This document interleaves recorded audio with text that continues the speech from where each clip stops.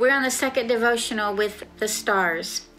And you know this next story. It's about Abraham when he's conversing with God in Genesis 15, and he says, "You've given me no offspring. I'm childless," says Abraham. This is in response to God speaking to Abraham and telling him that he is his great reward, but Abraham doesn't see it. So God leads Abraham outside and tells him to look up, and he tells him to count the stars, if he can count them. Then he blows Abraham's mind by saying that his offspring will be like the stars in number. But maybe the most incredible part of this story is that Abraham believed what God told him, and it was counted to him as righteousness. So we know that this promise took a long time to be fulfilled, and Abraham grew tired of waiting for his offspring, for this one son.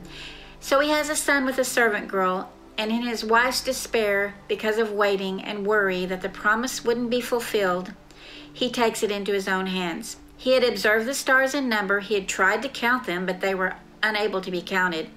He knew what a powerful God had placed so many stars in the sky, and he had this moment, this burst of faith. He believed God's promise. Yet nights and nights of darkness fell, and no son was born, not even one. So now on to Genesis 17. Abraham's 99 years old, and that experience of counting the stars and being given that promise was long ago. God reminds Abraham that his son is coming, and in chapter 22, finally, this one lone son is born. Certainly not too many children to count, and for sure not like the stars in number. So if you keep going, it says God asked Abraham to offer this miraculous child in sacrifice to him, and again, Abraham was willing. And when God spared Isaac, he told Abraham again that his descendants would be as numerable as the stars, because he obeyed. Once again in chapter 26, there's a famine in the land, and it's the son Isaac to whom God is speaking to about the stars.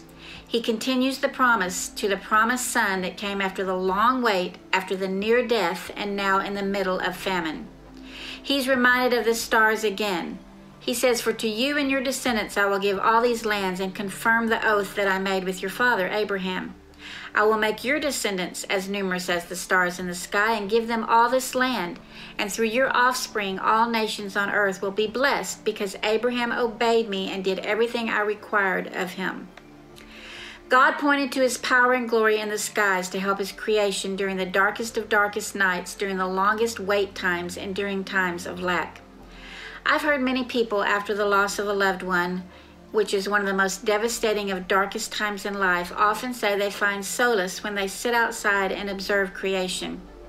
And many say they look at the sunrise, but I'm wondering if many look at the stars.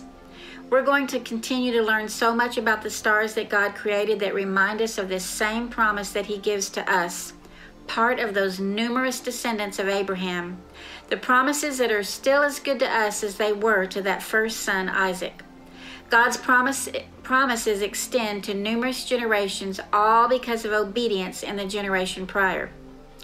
I can't say that I've sat outside at night very often to observe the appearance of the uncountable lights in the sky and been awed by the power and the faithfulness of God by looking at stars.